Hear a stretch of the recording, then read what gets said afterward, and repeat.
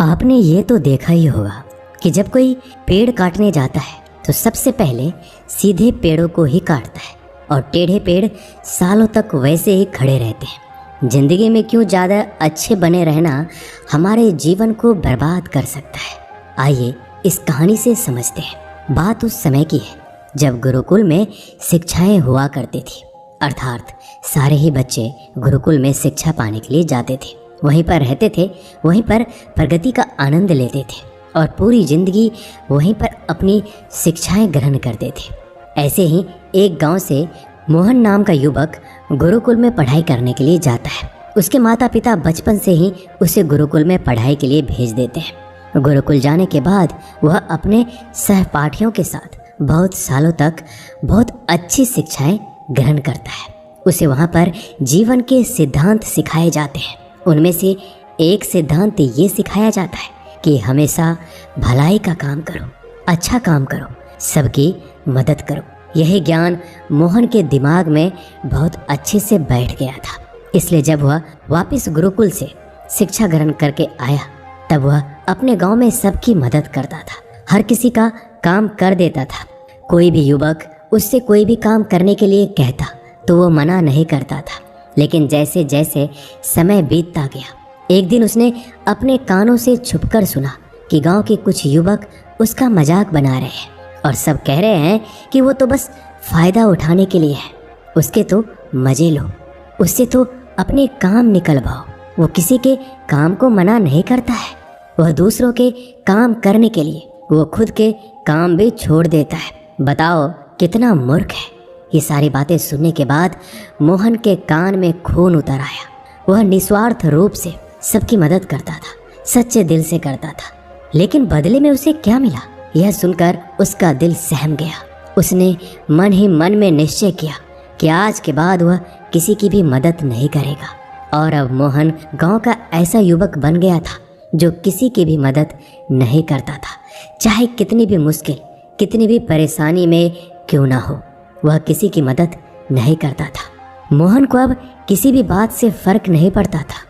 उसके इस व्यवहार को देखकर गांव वाले आश्चर्य में रहते थे।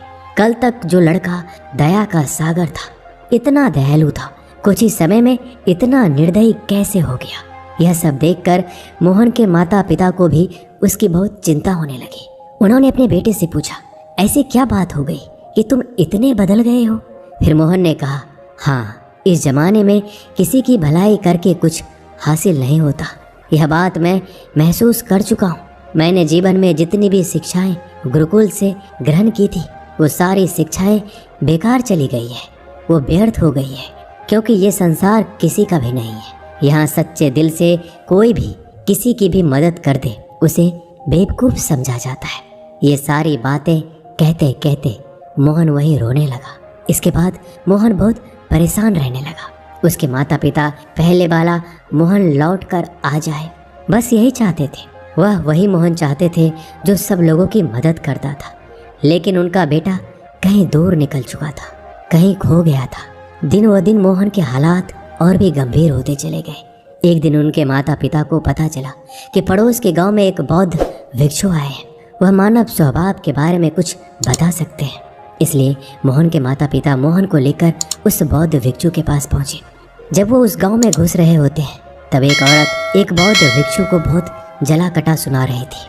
वो औरत कह रही थी, तुम्हें शर्म नहीं आती? भीख मांगने के लिए आ जाते हो, सुबह सुबह अपना काम तो करते नहीं, दरवाजे के पास आकर खड़े हो जाते हो और पता नहीं ऐसी क्या क्या बातें कर रही थी।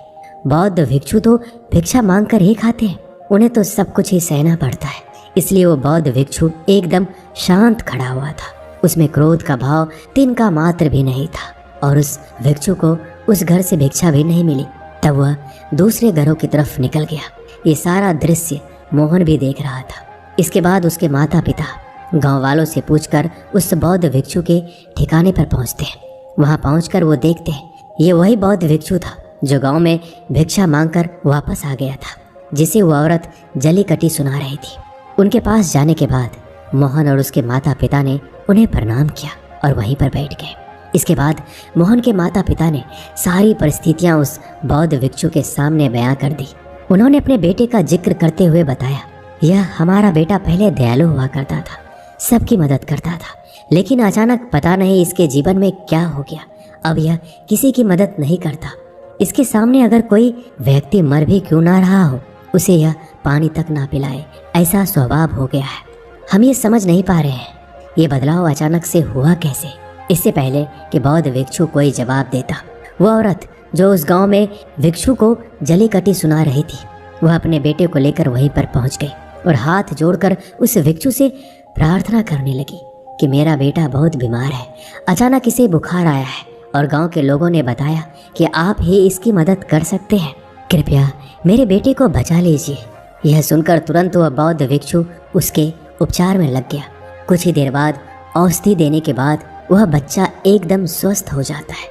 यह सब देखकर वो औरत उस भिक्षु को कुछ भिक्षा देकर प्रणाम करके वापस चली जाती है। ये सारा दृश्य मोहन भी देख रहा था। मोहन के मन में एक प्रश्न उठ रहा था और जब वह अपने सवाल का कोई जवाब नहीं ढूंढ पाया तो उसने उस बौद्ध भिक्षु से पूछा, शायद आपने पहचाना नहीं, ये वही औरत थी जो आपको जली कटी सुना रही थी, जो गांव में आपको भिक्षा देने से मना कर रही थी। शायद आपने उसे पहचाना नहीं तो आप उसकी मदद करते ही नहीं। मोहन की बातें सुनकर बौद्ध भिक्षु मुस्कुराने लगते हैं और कहते हैं, दूसरों की अच्छे करने से कुछ अवस्थाओं में दुख प्राप्त होता है, लेकिन अगर तुम कर्मों का सिद्धांत समझ लेते हो तो अच्छाई और बुराई, इसके सारे भेद तुम्हारे सामने उजागर हो जाएंगे। मैं भली भांति जानता था कि ये वही औरत है। मैंने बिना किसी ईर्ष्या का भाव रखते हुए वही किया जो मेरा कर्तव्य था। जीवन में जब आप किसी की भलाई, किसी की अच्छाई बिना किसी लालच के करते हो, तो जीवन में आप किसी की भलाई, किसी की अच्छाई बिना किसी लालच के करते हो, बिना किसी बदले के करते हो, वही अच्छाई होती है। लेकिन अक्सर हम लोग जब किसी की मदद करते हैं तो हमारे मन में यही भावना बन जाती है कि बदले में वो इंसान भी हमारी मदद करे, लेकिन ज़रूरत पड़ने पर जब वह व्यक्ति हमारी सहायता नहीं करता तो हमें दुख पहुंचता है। इसलिए किसी भी इंसान के साथ बिना कुछ पाने के भाव से उसकी मदद करो और उतना ही भलाई करो जितना कि तुम्हारा सामर्थ्य हो, यानी आपके आर्थिक और शारीरिक क्षमता के हिसाब से किसी की मदद करो, ताकि कल को अगर वो इंसान आपके साथ बुरा व्यवहार भी करे तो तुम्हें कोई भी उसका खेद ना हो, उसका पश्चाताप ना हो कि मैंने तो इसके लिए इतना कुछ किया था और ये अब मेरे साथ ऐसा व्यवहार कर रहा है, इसलिए किसी का इतना ही भला करो जिससे तुम आहत ना हो। दूसरी बात, किसी दूसरे परिवार के झगड़े के बीच कभी मत पड़ना। अगर कोई पति पत्नी आपस में लड़ रहे हैं और वो पति अपने पत्नी को पीट रहा है तो तुम उसे बचाने के लिए पहुंच जाते हो कि भाई तुम औरत को क्यों पीट रहे हो, तो ऐसा करना तुमको संकट में डाल सकता है, क्योंकि वही जिसकी तुम मदद करने के लिए गए हो वो ये भी कह सकती है ये हमारी आपस की बात है, तुम्हें इससे क्या लेना देना, और इसका तुम्हारे पास कोई भी जवाब नहीं होगा। इसलिए दूसरों के झगड़ों में कभी टांग मत अड़ाना। अगर ऐसी स्थिति पैदा हो जाए कि कोई तुमसे मदद मांगे तो सबसे पहले दरोगा तक खबर पहुंचा दो, सरकार इसका फैसला करेगी। तीसरी बात, अपने विवेक का इस्तेमाल करो। अपनी आंखें खोलकर देखो कि इसे वास्तविक रूप में मदद की ज़रूरत है और कौन ढोंग कर रहा है, क्योंकि अक्सर लोग दया का पात्र होने का दिखावा करके आपको बेवकूफ़ बनाकर आपसे मदद ले लेते हैं। जैसे कि आज के युग में हम बहुत सारे जगहों पर ऐसा देखते हैं। बस अड्डों पर, रेलवे स्टेशन पर बहुत सारे छोटे छोटे बच्चे भीख मांगते रहते हैं। उसमें दो स्थितियाँ पैदा हो जाती है। अगर आप उन्हें भीख देते हैं तो आप भीख मांगने को बढ़ावा देते हैं। अगर आप भीख नहीं देते हो तो बच्चा आज शायद खाना भी ना खा पाए।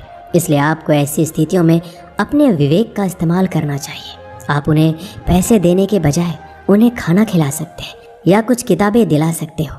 इसलिए सही तरीके से मदद करने के लिए विवेक का होना भी बहुत ज़रूरी है, वरना आपके धन का दुरुपयोग हो सकता है। और एक बात जो आपको हमेशा समझनी चाहिए, अगर आप किसी का भलाई करना चाहते हो तो पहले खुद का भला करो, क्योंकि अगर तुम अपने आप की भलाई नहीं कर सके, अपने आप को अच्छे से नहीं रख सके, तो जमाने के लोगों को कैसे अच्छा रखोगे। इसलिए कहीं आपने अपने मन में ये भ्रम तो नहीं बना रखा है कि मैं तो अच्छा इंसान हूँ, मैं दूसरों की मदद करता हूँ, और वह तुम्हारा अहंकार का रूप है। इसलिए जीवन कभी भी परफेक्ट या पूर्ण नहीं हो सकता। हम हमेशा अपने जीवन में परफेक्शन पाने की कोशिश में रहते हैं इसलिए दूसरों को बदलने के बजाय खुद को बदलने में ज़्यादा ध्यान दें।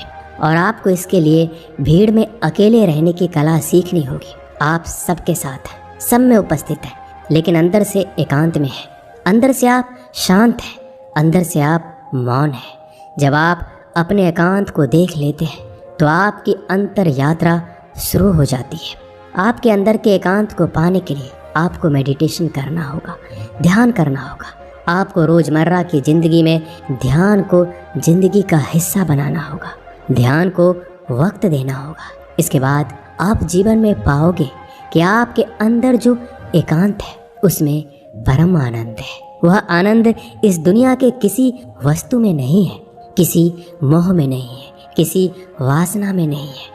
नदी के किनारे में पड़ा हुआ छोटा सा पत्थर भी उस नदी के बहाव में कट कट कर बहुत मुलायम हो जाता है।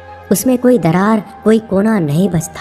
उसी तरह ध्यान के निरंतर बहाव में बहने से आपका मन निर्मल हो जाता है, जिसके बाद हमें अच्छे बुरे की बहुत अच्छे से पहचान हो जाती है, जिसके बाद हम वर्तमान को समझते हैं। हमारे अंदर करुणा का उदय हो जाता है। इसलिए आज से ही अपनी अंतर यात्रा शुरू कर दें। अपने जीवन के आनंद को पहचानें। जो जीवन के पल बचे हुए हैं उस परम आनंद में बिताओ और अच्छे काम करते रहो। दोस्तों, इस वीडियो में बस इतना ही। मिलते हैं अगले वीडियो में। अपना ख्याल रखिएगा। धन्यवाद।